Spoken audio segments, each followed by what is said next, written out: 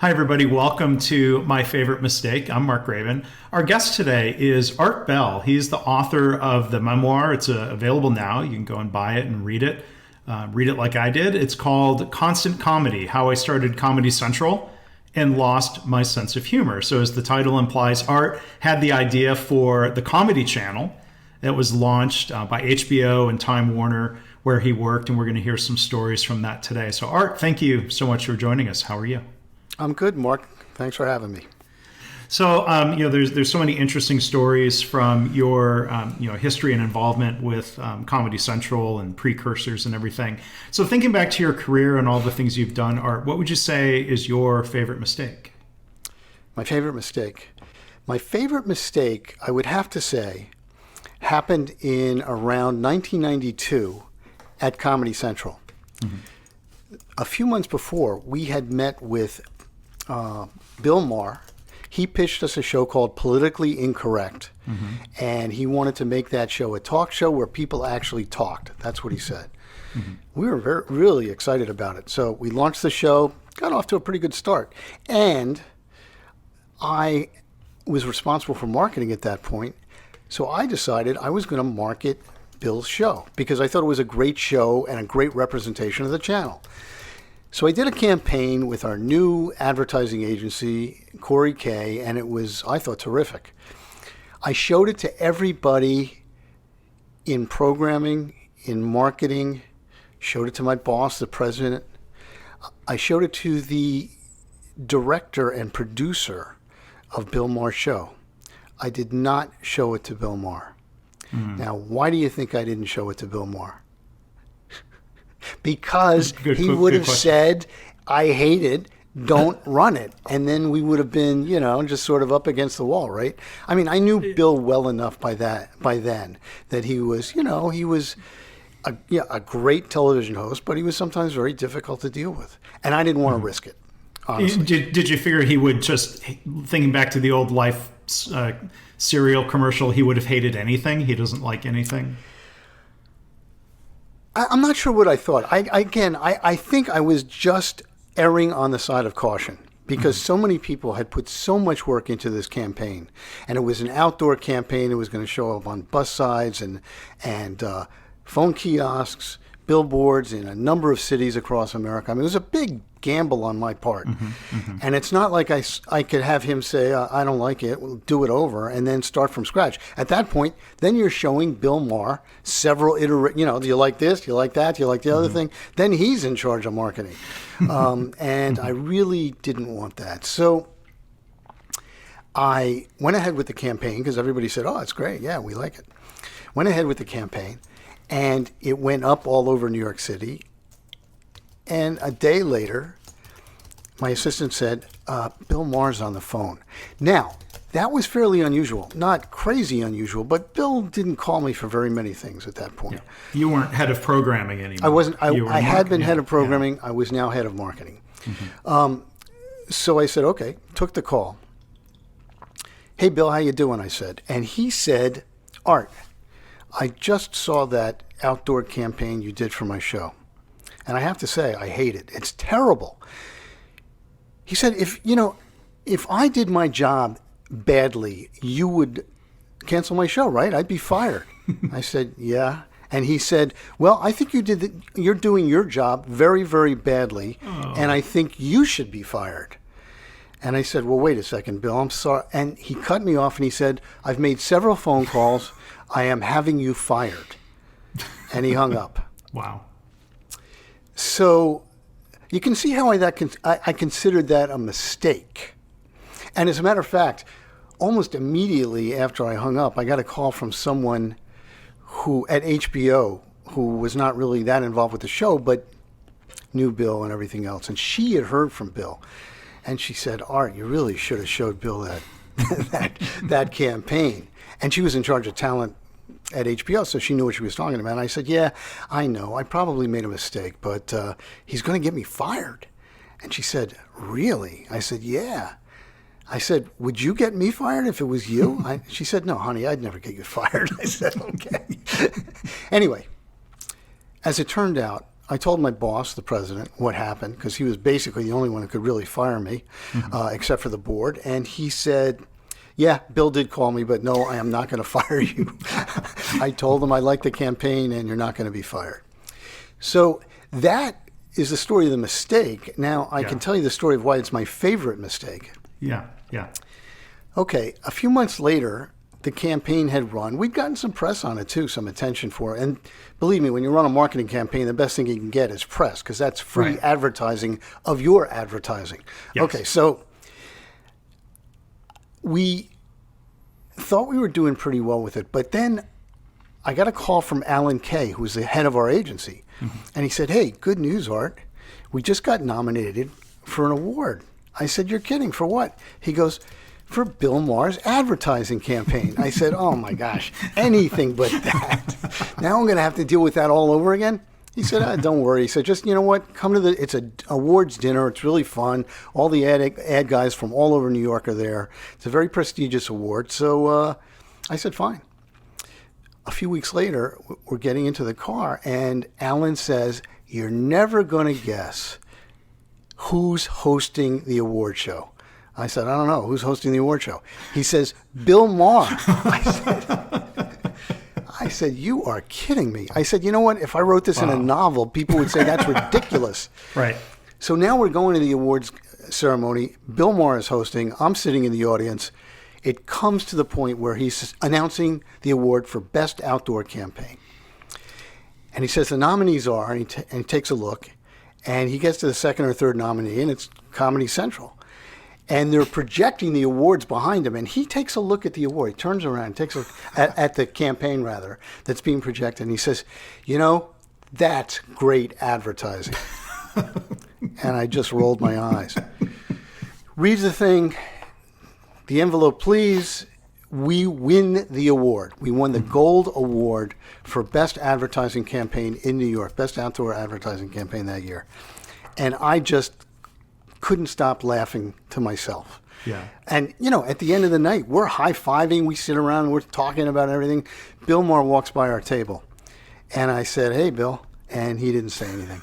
Just walked by. That's why it's my favorite mistake. Wow.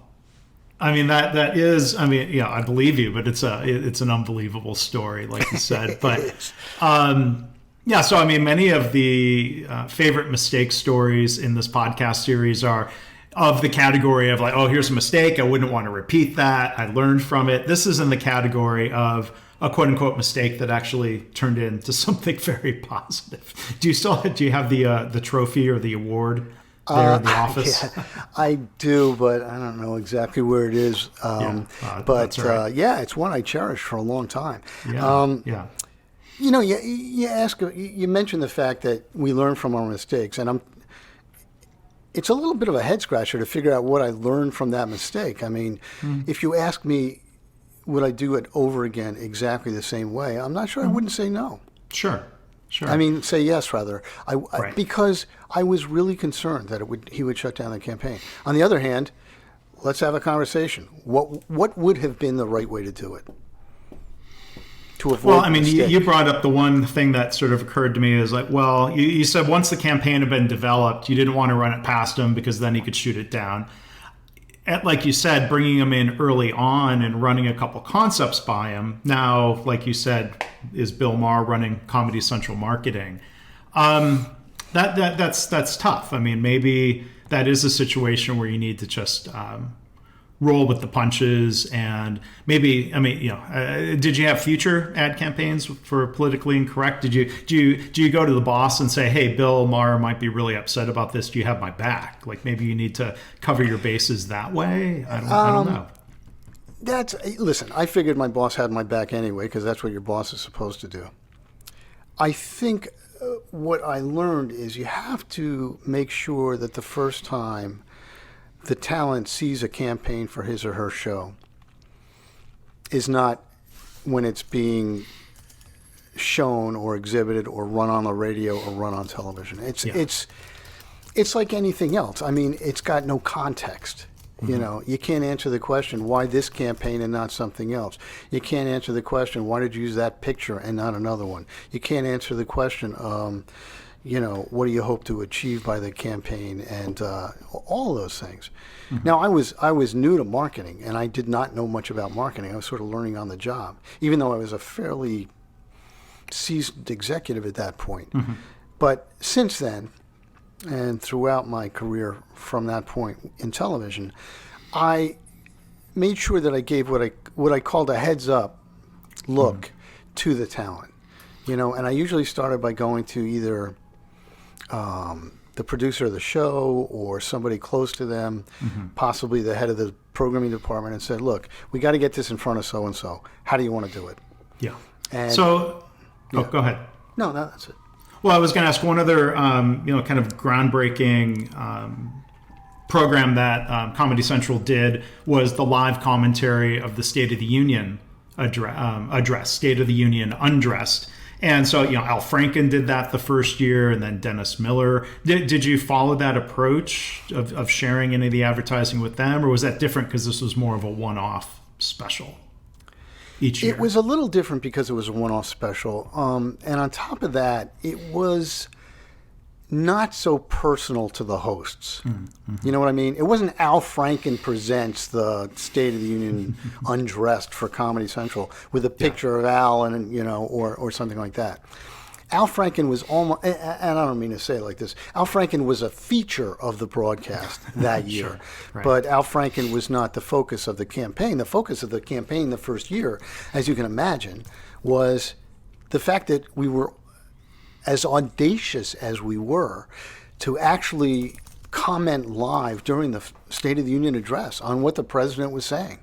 So that was the focus. So that said, I always worried about what the talent was going to say about anything that we were doing that wasn't just what the talent was doing on the talent show.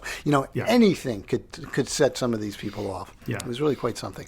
Now, one thing, and I thought this was a funny story from the book with Al Franken, that he that he did stomp off the set a couple hours before that first State of the Union Undressed because he apparently didn't realize it was going to be live. That is the story. I mean, we had hired Al Franken. We were all excited about it. Al Franken at the time was a pretty big deal because he was working on he was writing and performing on Saturday Night Live. Yeah. Which, as you know, is live. So it's not like he had no concept of what, working live was all about. Yeah. So we brought him in. The director of the show, a guy named Billy Kimball, who was also on the show, was terrific. And he rehearsed for a week. And everybody knew what they were doing. And it was really, more planned than just, going out there and throwing yourself at it. And it wasn't hours. It was more like an hour before the show. They had finished rehearsing. And Billy announced, hey, everybody take half an hour, relax, get yourself ready. We are going live in 1 hour. And Al looked over and said, we are going live? He said, wait a second, we're doing this live? I thought this was going to be live to tape. I didn't know this was going to be live. I'm not doing this live. I'm going to go call my agent right now. Oh, my gosh. And he stormed out. And we spent about 10 seconds looking at each other saying, okay, was there now a what do mistake we here? do? Where's plan B? Was there a mistake? If it was a mistake, it wasn't my mistake at that point. I mean, we had a vice president of talent and development. Her name was Lori Zaks. And she was as buttoned up an executive as I've ever seen in the entertainment industry. She's very successful today. She's produced a lot of shows. She ended up running after him. Yeah. And she went out the door, and we all wondered what she was going to say to him, and whether it was going to work. 5 minutes later, Al Franken walked back in and said, okay, we're good. That was it. So, what was Dennis Miller a better fit for that sort of ad-lib show that was live that way? Well, I think he certainly acknowledged the fact that he was going to be ad-libbing as he went into it. But like most comedians and stand-up comedians, Dennis's act was written. He knew what he was going to say most of the time in his act. We really required Al and Dennis and the other people who did this to improvise. Mm-hmm. Some people are great at it. Some people are terrible at it. You know, Bob Hope famously said, "You wouldn't say that if my writers were here." Al did a fantastic job. So whether he had faith in his ability or not, he did a beautiful job of reacting to what was going on. So did Dennis. Mm-hmm. So it wasn't that Al was not capable of doing it. He probably even knew in his head he could probably pull it off. He was just, by his own account, surprised. Once again, do not surprise the talent. Right. Yeah, I mean, there's that expression, it's impossible to over-communicate, and making sure that we're on the same page. That, I think, is a lesson that applies in a lot of corporate settings for the listener. Well, yes, although I will make a distinction. When you're telling your boss bad news, for example, and that's the common example of, like, okay, so what do you tell when there's a really bad piece of information? And the answer is, by everyone's standard, you tell bad news as early as possible, mm-hmm. to the people for whom it's going to make a difference, especially your boss. And if your boss gets mad, your boss gets mad. I mean, yeah. Again, what you don't want is your boss to stumble on the information. Here's the difference. Talent is not your boss. Mm-hmm.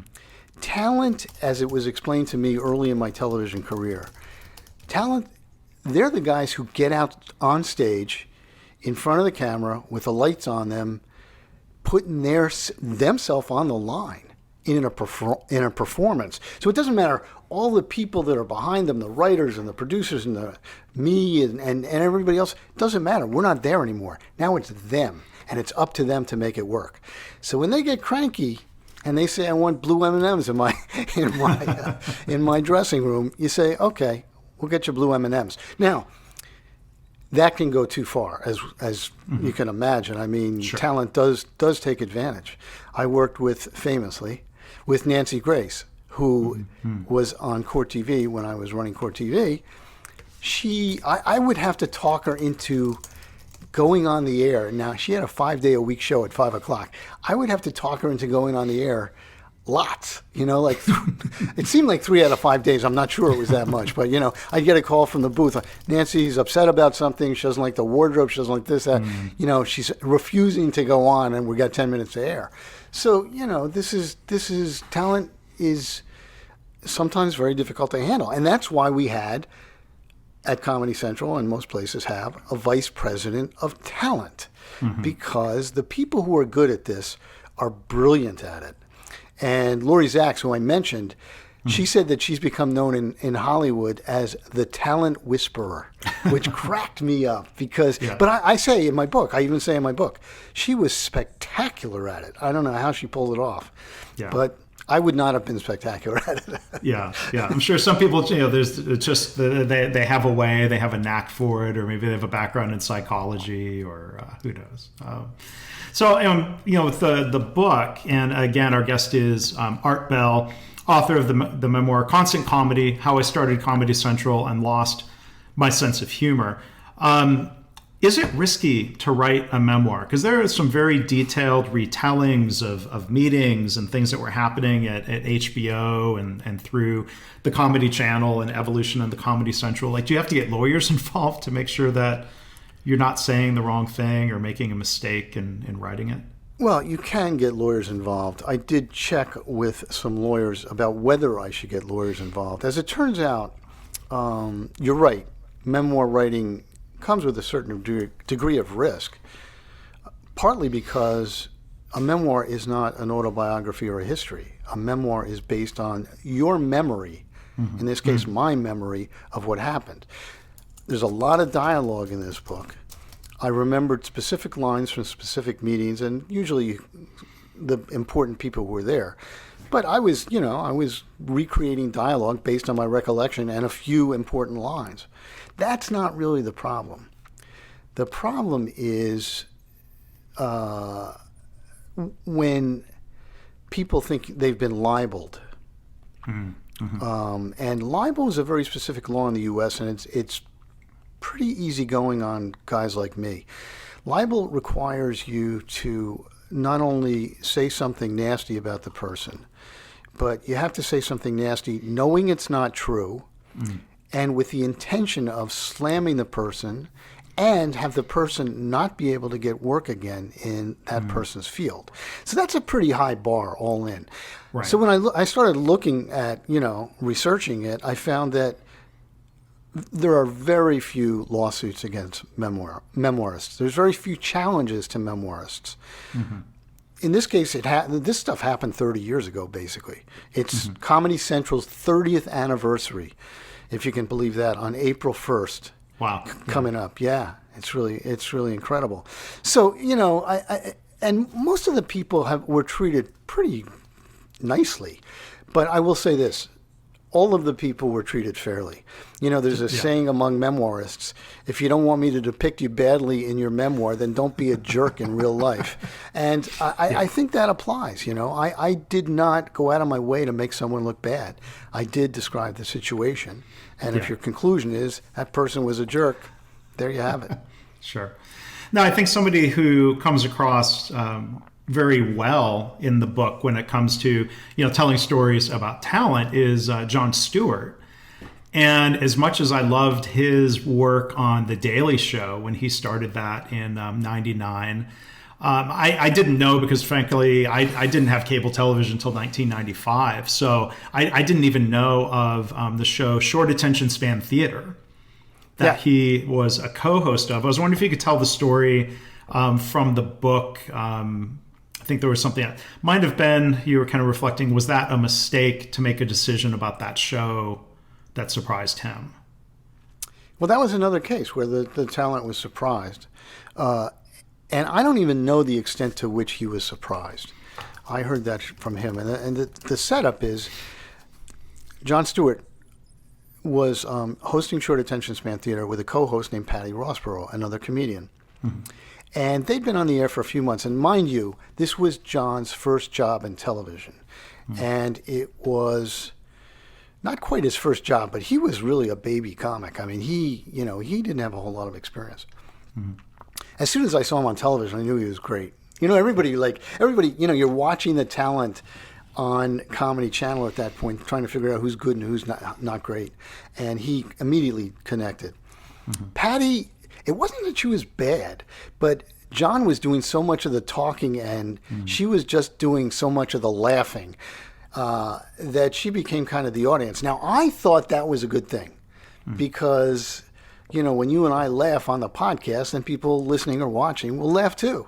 But I wasn't in charge of that show, and people said, you know what, I think John would do better by himself. So they let Patty go. Now, I don't know to what extent he got a heads up. All I know is I got a phone call saying, listen, we told John that Patty was leaving, and he is fit to be tied. I mean, he's threatening to quit. He's really upset. You got to come down here and talk him off the ledge. Now, I think I mentioned earlier, I'm not so great at this. That's why I'm not a talent person, nor was I ever. But I said, okay, I'll come down and talk to John. And I did. I walked in and I said, hey, John,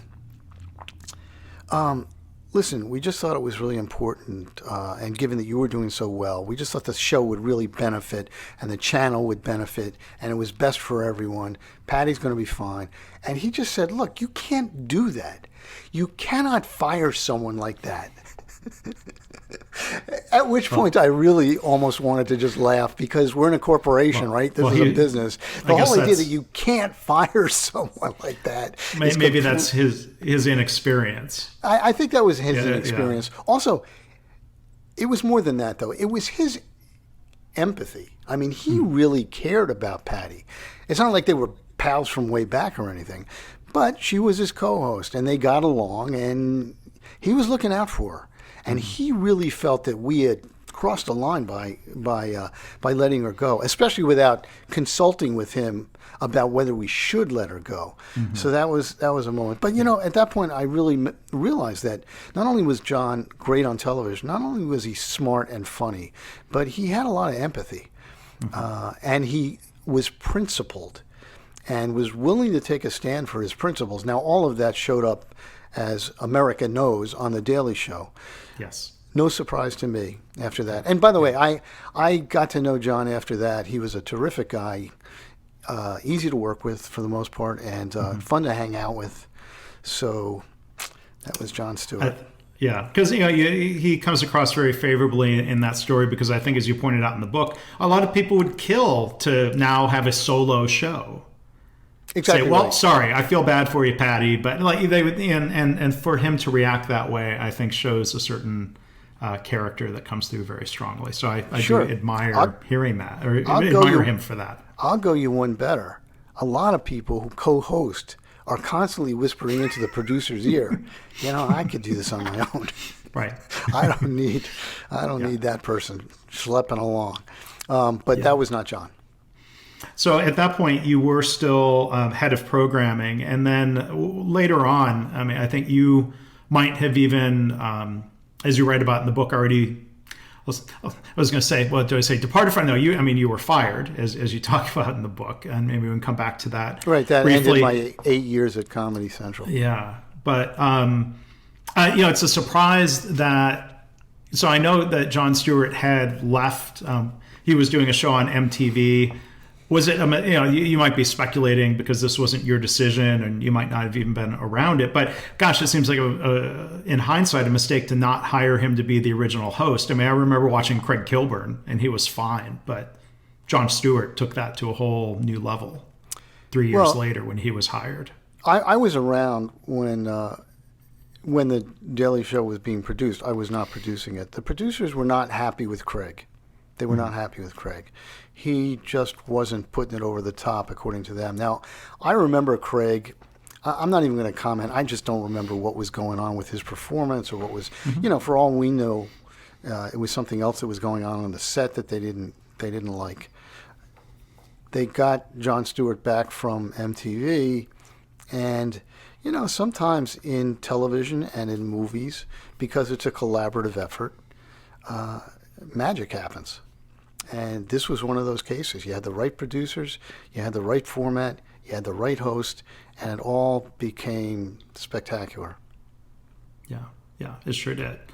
One other thing I want to ask you about, maybe not even getting into the story of being fired, but there was a story you told in the book where I think this was earlier this might have been Comedy Channel days still, where one of the executives, Michael Fuchs, was asked about the programming quality on a scale of 1 to 10, and he said, "Oh, it was a 2 or a 3."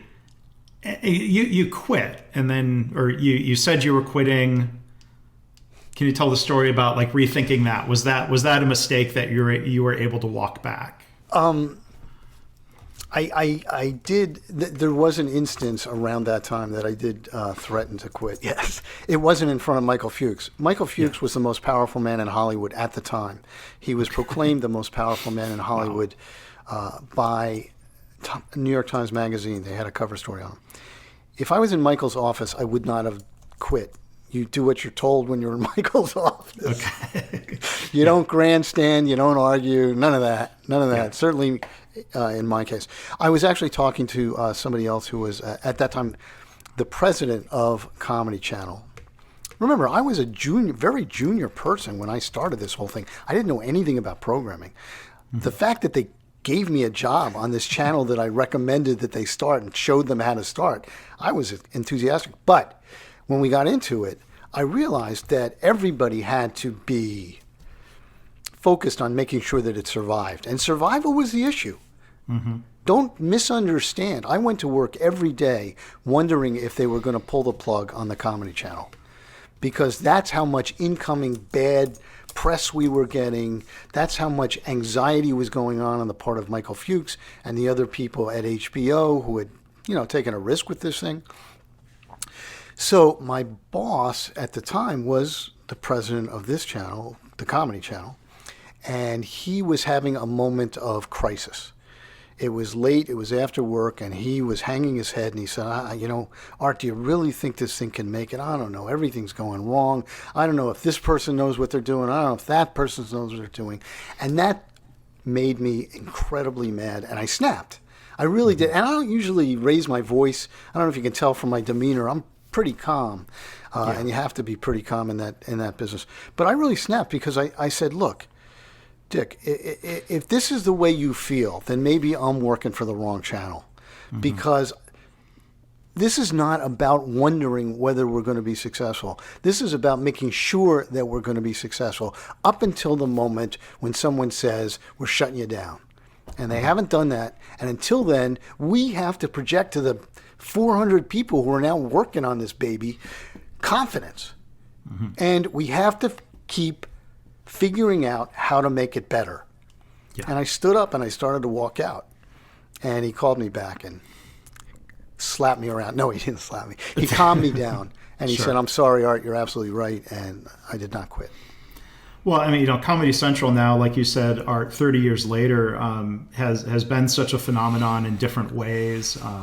Bringing South Park to a mass audience, and which I'm forever appreciative of, as a huge fan of that. But the early days of the Comedy Channel seem like many startups.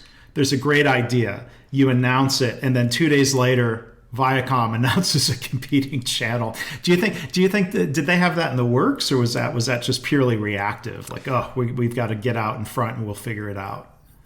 My thought at the time that they did they announced with a press release a day or two after our announcement. We had been working on it for 4 to 6 months at that point. I think they hadn't been working on it. Remember, they launched 6 months after us, and I think you're seeing that it's a 6 month, all hands on deck. You can get the thing up in 6 months. They would have launched right against us if they could. Yeah. I have since talked to people at their channel, which was called Ha, the Comedy Network, and they didn't quite cop to it. Like they said, oh yeah, we had, it came up at a meeting a few weeks earlier just by chance. Maybe we should do some comedy stuff, but they were not really doing it. What they were doing was Nick at Night, which was sitcoms, old sitcoms, and that was their head start on that. Yeah. But, as you talk about in the book, I mean, there are the startup challenges of getting up and running, and then you've got the concept, and then you're testing that in the marketplace.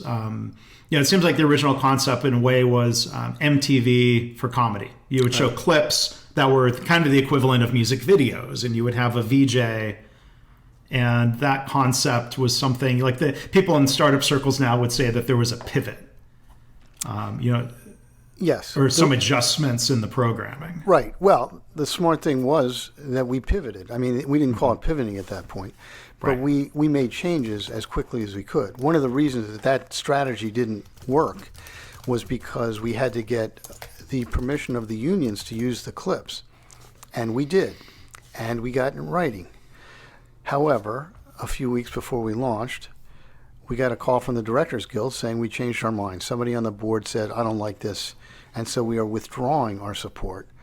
And suddenly the pile of comedy clips that we had created, we could no longer use. So, who knows? I mean, short form comedy is not, is not an untried concept. I mean, you look at YouTube today, that's how kids absorb the stuff and people absorb the stuff. And in those days, there wasn't an outlet for it so much, but people always talked about their favorite scenes and their favorite moments. We cultivated that, but then it didn't work for those reasons, and maybe others. I mean, we never really got a chance to explore whether it would have worked, but we had to figure out if we were going to survive as a comedy network, we had to figure out what that network was going to look like. And that's, I think, a very general business challenge of, do we stick with it and give it more time, or do we pivot? That's a judgment call, and you do your best, and I'm glad the Comedy Channel figured it out so it could survive and evolve into Comedy Central, as you write about in the book, as it merged with Ha, the Comedy Network. Right. The two channels were merged at the end of a year after we launched, and that was a disappointment to me, honestly. I thought we had the better concept. We had certainly built an audience by then. We had a mix of clips and stand-up comedy, some movies. We had Mystery Science Theater 3000 on the air. We had some sketch comedy, Kids in the Hall. We were developing some shows. We were off to the races from my point of view. But it was a fight for distribution. It was a fight for advertising, and the heads of Viacom and Time Warner were not happy just spending money on this endless fight because nobody was really going to say uncle. And so they decided to merge us. Yeah. So maybe one question for you, Art. And again, our guest is Art Bell, not to be confused with the late night, overnight radio talk show host, Art Bell. I hope not, because he's no longer with us.